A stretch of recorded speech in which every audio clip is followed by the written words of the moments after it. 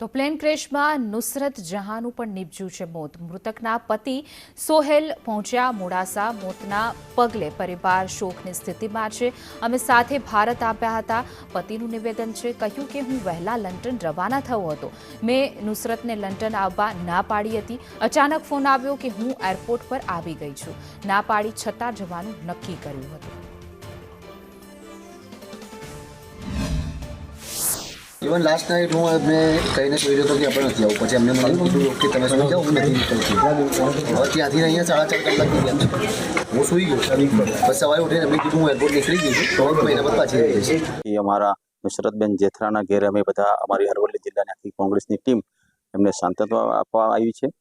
જે કંઈ નીચે બીજે મેડિકલના મેસમાં સ્ટાફ અને ડૉક્ટરો પણ એમાં ઘણા બધાનું મૃત્યુ થયું છે. એમને પણ અમે બધા જ અમારે અરવલ્લી જિલ્લાને સમગ્ર દેશ અને ગુજરાતના તમામ લોકો સ્તબ્ધ છે એમાં પણ અમે બધા જ એમાં સૂર પુરાવીએ છીએ.